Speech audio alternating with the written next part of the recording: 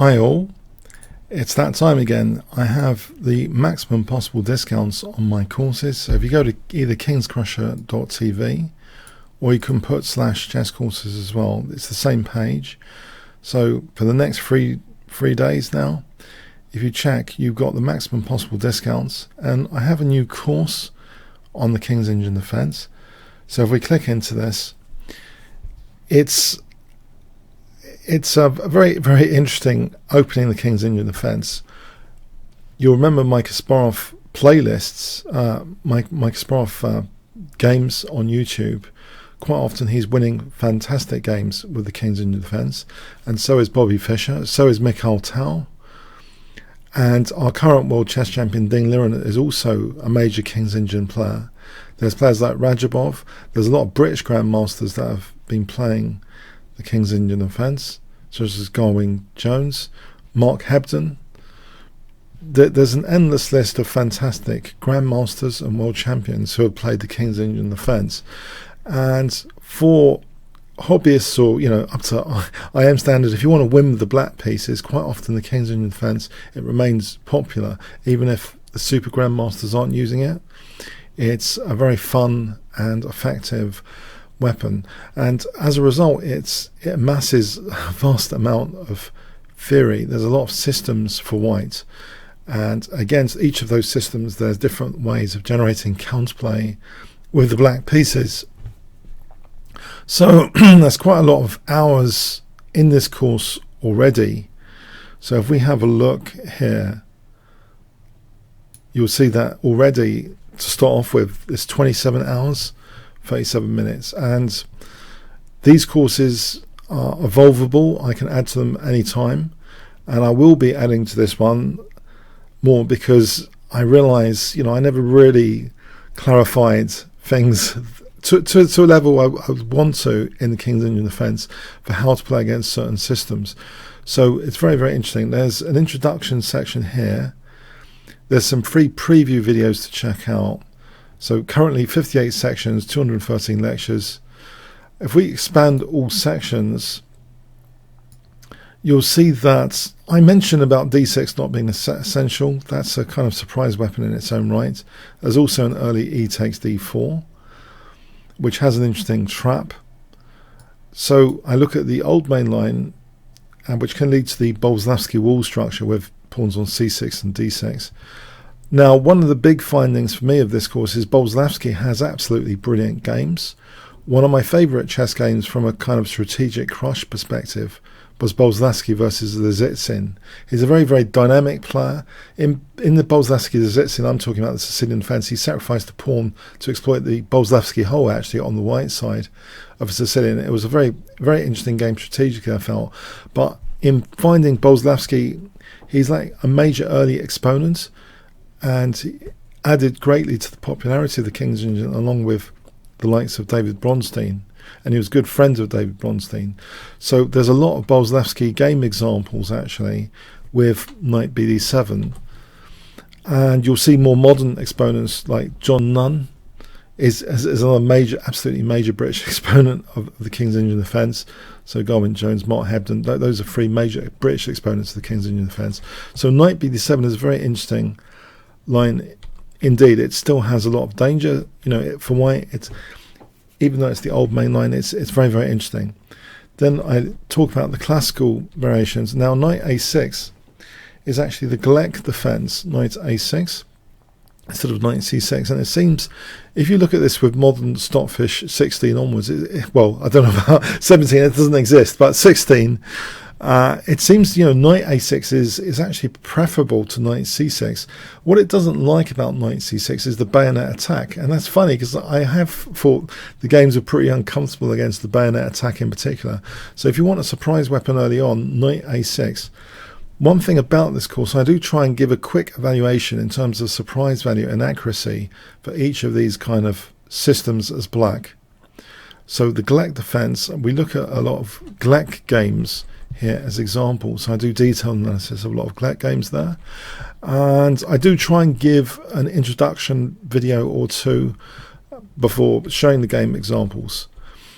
And we also look at the classical variation with knight e1. So here's an introduction, and then here looking at knight d7 is one of the branches. If knight e1, knight d7. There's also knight e8. So you've got fantastic games of Garry Kasparov here in knight e1, especially like PK Kasparov is one of my absolute favourites.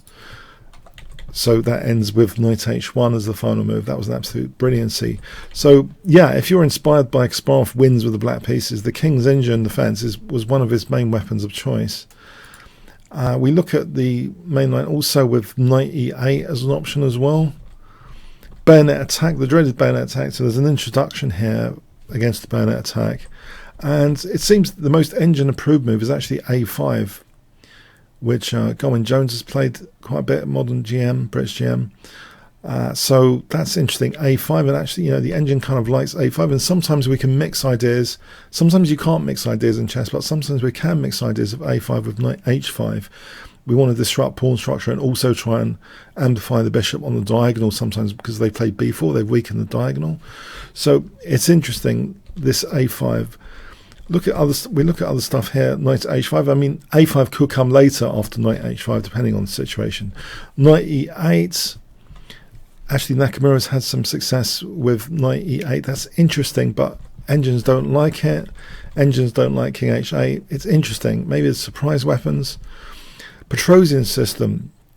Now here, it does seem quite clear-cut that the move a5 might actually be the most accurate move, not knight bd7. Because sometimes we want to keep the line open, the bishop on c8, the line open to h3. So a5, often we have ideas of knight a6 to c5.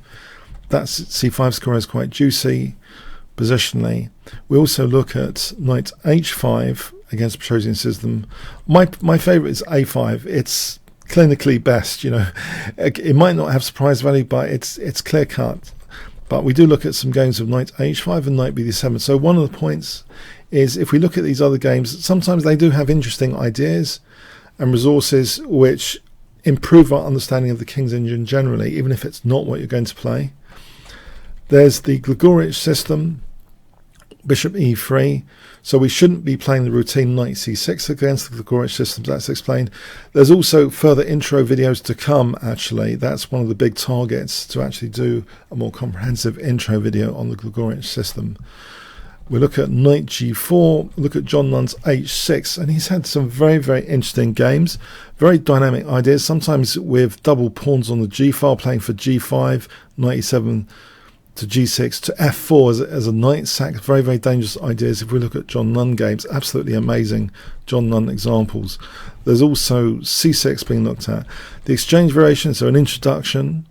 Then look at queen takes d8, and not with the idea of knight takes e5, but bishop g5 would be the point. We look at rook e8, very logical move, rook e8. We do look at a gambit system with c6. Makagonov is trendy. Anatoly Karpov has increased the popularity of this system at faster time controls with the idea of bishop e3. There's also an idea of bishop g5 as well. So yes, it's interesting, the Makagonov.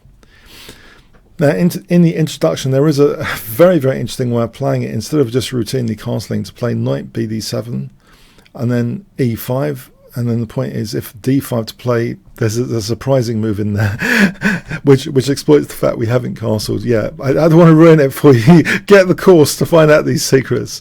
So Makagonov is an interesting system, which actually, you know, Stockfish does actually like from the white perspective. It thinks that's one of the best ways to play against the King's Indian defence, Makagonov. And actually, okay, so Simish variation. So introduction and Pano system, that's a favourite of John Nunn. I've actually played John Nunn in the Pano system, so I actually show my game, Kingscrusher against Nunn, in the Pano system. There's also an idea of c5 with Boldavsky. Interesting games there, showing the great resourcefulness and ways of generating counterplay. There's also c6. There's also a6. There's e5 immediately, which was a favourite of Fischer. There's also knight bd7 and c5. So I give different ways of generating counterplay, and I like having this framework to build on, even if there might not be too many examples in a section at the moment. It's a nice framework to build on and trying to evaluate things in terms of surprise and accuracy. Averbart variation, so e5 is one of the major points. Averbart is sort of unplayable because that relative pin is quite relatively painful. So we find that out clearly, and basically we're pushed into playing c5. So that's high accuracy to play c5, given that we can't play e5. So example games there. We have knight bd7. There's the 4 pawns attack, general introduction, and that's pretty clear cut to me. The 4 pawns attack. We're generally playing c5, d5, and then after casting we have generally we play e6. Is more accurate than bishop g4, and then when we take on d5 they play c takes. We play rook e8 is actually the top engine move, but bishop g4 is interesting for rook e8 later. Maybe it's interchangeable, but the 4 pawns attack is fairly clear cut actually to play against, in my view. Smyslov variation, where white doesn't really want to play e4, they're playing e3. Kramer variation, where white plays knight ge2. Fianchetto variation, so this is quite a big system where white basically tries to keep the diagonal clear. They're not playing an early e4, they're keeping the diagonal clear. So there's various ways: knight bd7, knight c6 and a6, so pano systems. Knight c6 but no a6, and c6 system. And I go into different ways of generating counterplay because, actually my good friend Alex Aphilontis had crushed me once in the Fianchetto. So I felt, it's not a system. You get a direct attack, but you really got to know what to do. Basically, you don't get the usual pawn storm quite often because they're not often playing e4 anyway. They're keeping the diagonal clear. It's kind of more positional in nature. So I also have sections on handling you could call them anti-King's Engine systems. The London system with bishop f4, the Jabava system, bishop f4 and then knight c3 without c3, Trompowsky, Torre attack, Cole system, big PGN downloads, all the annotated games, etc. in the PGN, and conclusions. So I think this course is an important repertoire,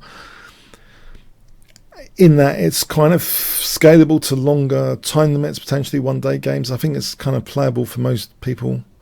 And there are, ways of even handling, if you did want to play into the bayonet attack, the a5 is quite trendy and proven to be, quite dangerous for white.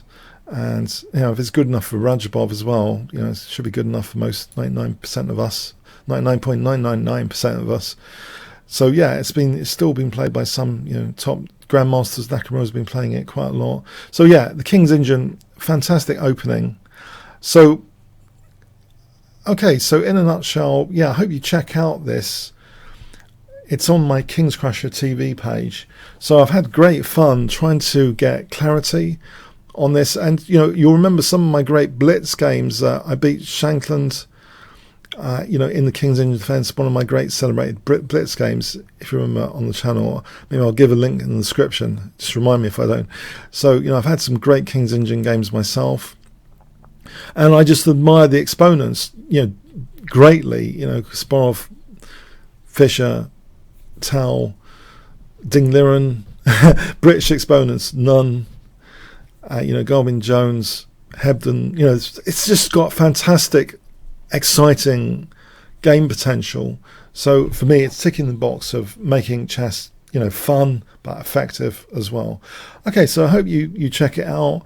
Big discount at the moment, huge discount, 50% off. Okay, for the next 3 days. Thanks very much. Comments, questions, likes, shares, subscribes, all appreciated. Cheers.